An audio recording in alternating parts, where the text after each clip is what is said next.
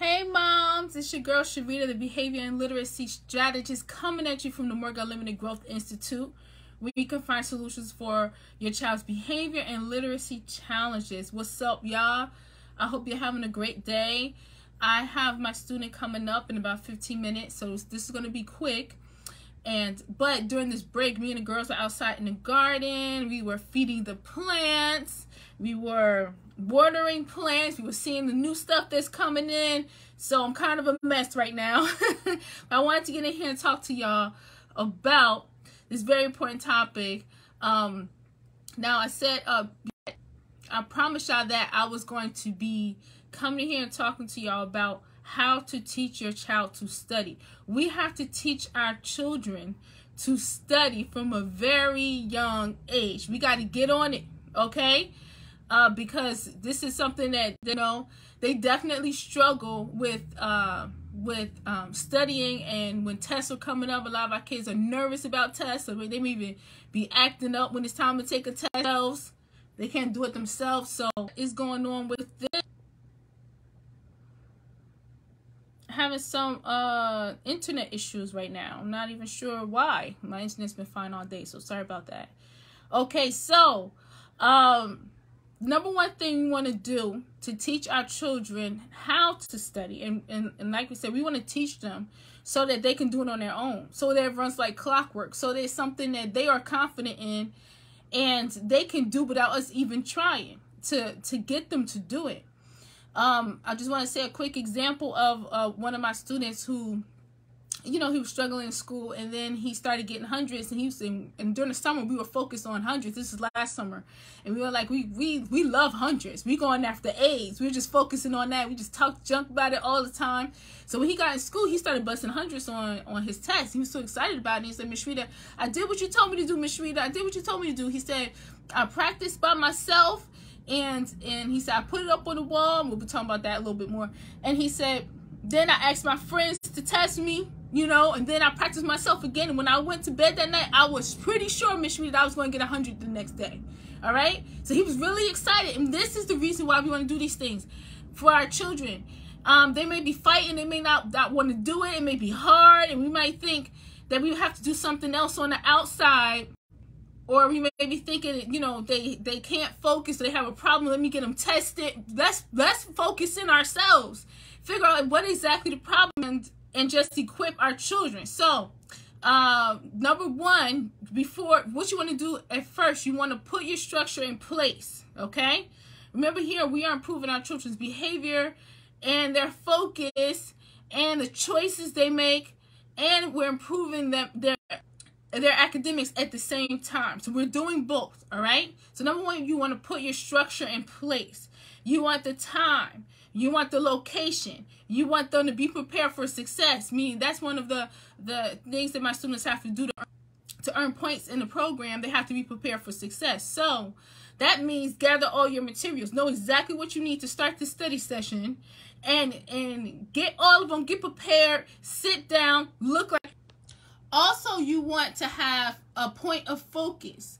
That means you want to let your child know exactly what you want them to be thinking about while we're doing the test, the studying. So, for me, like if I have my students writing, I tell them I want pencils moving, I want your eyes on the paper, and I want your eyes on the screen. If they're copying something down, or if they are writing an essay and we've done an outline together, that's all I want to see. I don't want to see you looking all around. I don't want to see you rubbing your eyes. I don't want to see you doing, hey, in the background, playing and stuff. I don't want none of that. I want your eyes on the screen and your eyes on your paper and your pencil moving, okay? When I look up, this is what I want to see. Good job. I see you got that going on. So-and-so. All right, so-and-so, you doing it. All right, Raheem, you know I say the name all the time. Raheem, good job. I see a pencil moving. That's what I need to see. That's right. Get back to work. We got 5 more minutes. In 5 minutes, y'all better be ready. Get them a point of focus so that they always know right now in this moment, at this second, this is what I need to be doing. So now we got the structure in place. The next thing is start small. Pick one thing. When you want to teach your child how to study, you don't want to try to teach them how to study everything at the same time and expect them to focus on everything. Pick something small. So it could be some words that you give them that you want, by the end of the week, you want them to be able to spell these words themselves. Or it's the paragraph that you've been working with your child reading, and by the end of the week, you want your child to be able to read the entire paragraph on their own. In our class, we do it a lot quicker than that, but whatever time that you put on it. So something small. This is what we are targeting.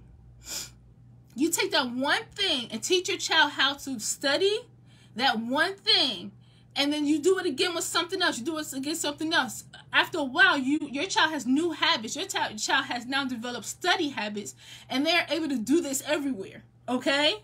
So that's what we're trying to do right now. Not trying to do. That's what we are doing. We're changing our children's mindsets around studying. We're giving them a method of studying. We're putting a structure in place. And we're helping them produce better habits so that they do it without us even thinking about it, without us being there. Like Basud I was telling you about earlier. Okay. And he had a really good year, by the way. Okay, so put your structure in place. Make sure you have the time, the location. Be prepared for success. Make sure they are doing that. Don't grab their pencils for them and paper and everything. Make sure they know what to do. Point of focus. Tell them what you need them to do. Start small. Pick one thing. Next thing is when they sit down, it's not we are studying. Moms, get out of that habit.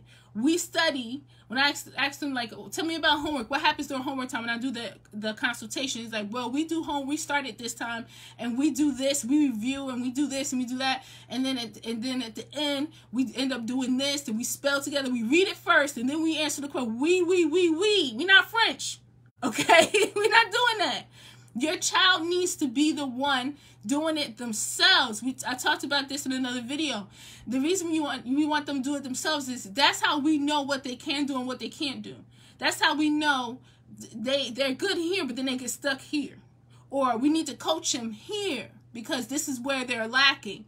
They must do it themselves. Get your child in the habit of doing it themselves and messing it up first. All right? So first, they do it themselves. And then the next thing is they're going to present it to you. So they do it. They in order for them to do it themselves, remember, I talked to you about this before. You have to leave a room. So they do it themselves while you are in another room doing whatever you need to do, living your mom life, right? Okay? doing what you need to do. And then when you come back, this is what they have to have done. Even if it's wrong. They had to have worked on it. Now I'm here. I'm ready. Show me what you got. So now if it's some words that they had to spell, they hand you the paper and then you tell them the word and then they try to spell it themselves. All right? If it's a paragraph they were reading, they try to read it themselves. So that's the first thing. They got to do it themselves. Then they present it to you. You figure out what they're missing, what they need help with, right? And we don't like to say help here. What they need your coaching, what they need to improve in. Then it's time to challenge them. So a big tip with the challenge really turns into a game, really. And my students love it. I'll be like, stand up and turn around. And then I'll throw a word at them. And one game that I just made up right now that we're doing is with the spelling. I give them a new set of words. They have 5 minutes to practice it on their own. Then they stand up and turn around. You got 3 chances to spell this word right. Okay? So they do it wrong the first time, and it's not easy words, it's complicated words, but they had time to study. They do it wrong the first time, I'm like, no, or and. Try again, you got 2 more. They do it wrong the second time, you got 1 more left. They're like, they really thinking, they slowing down. They in their own zone, right? And then if they don't get it, then they don't get it. We put that word to the side. If they do get it, they get a point. So sometimes they get it on the first try. Sometimes it takes 2 tries. Sometimes it takes 3 tries, right? But the point of it is, if they get it wrong, they got to think and figure out what did I do wrong and how can I fix it? Let me try again. Let me try again. Let me try again. You are teaching your child to think. Studying, a big part of studying is thinking and figuring it out. A big part. Because you don't want them to be sitting down and they have a spelling test in school and they're supposed to spell the word and they're not thinking. But they had to think at home with you because you didn't interfere, you didn't help them. You gave them 3 chances and they like the game, so they're trying to get it before the 3 chances, right? Then they're going to think when they get in class. Now, if they do get the word correctly, then I say, oh, you got that point, right? Then we go to the next word. Next one. Oh, you got 3 out of 3. Okay, you missed that one. You got 3 out of 4. All right. So then they get 3 chances. They finish through all the words. I tell them to sit down again, 5 more minutes, study. Timer go off, back up. Now you got 2 chances to get it right. Okay, they be like, ah, but they work. When I tell you that they have been really learning how to spell faster because the pressure is on, and they take a responsibility for it. So that's what I mean by challenge. Find a way to challenge them. Another thing about them, why do I tell them to get up and turn around? A lot of what we do here is teaching our children to function independently. Some people might not agree with me. Some people might think they need help, right? And they might think I'm too harsh. But what I'm doing is helping them be able to do it themselves. And they grow faster when they don't have the training wheels. We take the training wheels off. And then they end up loving it, right? So, why do I tell them to turn around? It's because when they are looking at me, even through the screen, this is virtual, okay? They're looking at me, they're looking for help. They're looking at my facial expressions to see if they got it right or not, or if they're close. They focusing so much on me that they're not in their own mind and with the word and really concentrating. This is what I see when they turn around. They like this, they thinking. You know what I mean? If we're doing multiplication drills, they stopping and thinking, and then they like thinking and they counting and stuff, trying to make sure they get it right and stuff like that. That's them with them. Your child, when it comes to learning, they need a relationship with themselves. Y'all understand me? So we can't be right there with them. When we turn them around, they focus inward, and it's a beautiful thing to see. It's a beautiful. I do it with all my students, and I do it with my own kids too. Well, y'all know my kids are in my program too. All right. So that's the challenge. So what do I say? Put your structure in place. And we're winding down. We got 3 more minutes. Put the structure in place. Make sure it's the time. Locate. Don't have to be the same time every day. It's just in 10 minutes we're going to study. You know what I mean? At 3 o'clock it's time to study. All right? This is your study time. And they're really focusing on being independent and studying and getting better every time they present to you. Time, location, where it's going to be. Preferably every day at the same area. Not laying down in the bed. You know that virtual learning mess. The kids was laying down in the bed, laid out on the couch. No, you sit up at a table, honey. All right? You sit up, all right? We're not here to entertain you.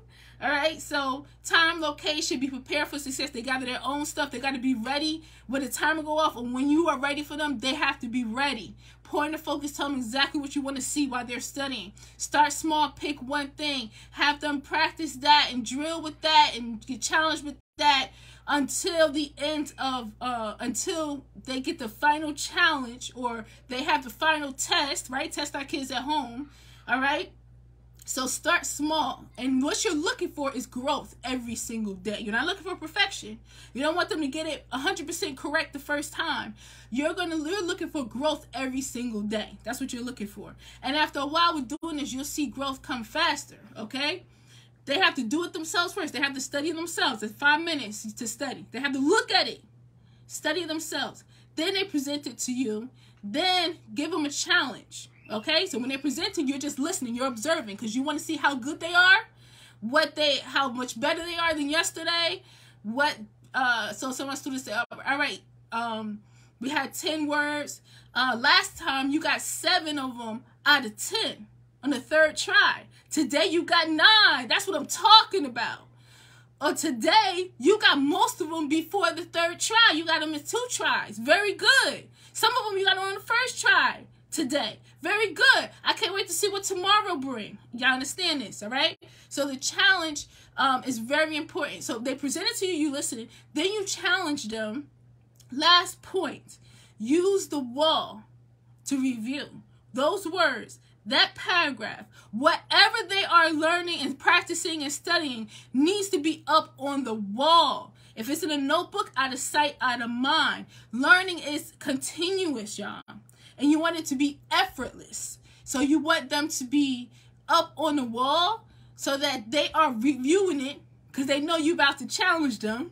And when they come, they're ready. That's independent learning. And that's what we want from our kids. So if your kids are studying for a test in school, make sure they use the wall.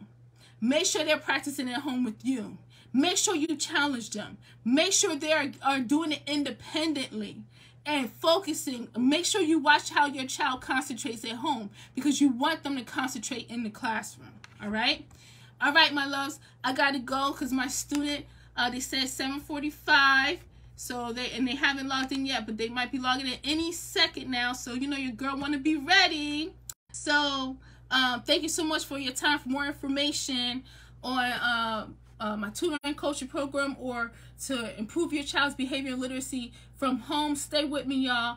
Or go to my website, growthinstitute.mykajabi.com. Let's get this going, all right? Thank you so much for your time. Believe in yourself. Believe in your child, honey. And always remember, there's my student, that growth is unlimited. Peace.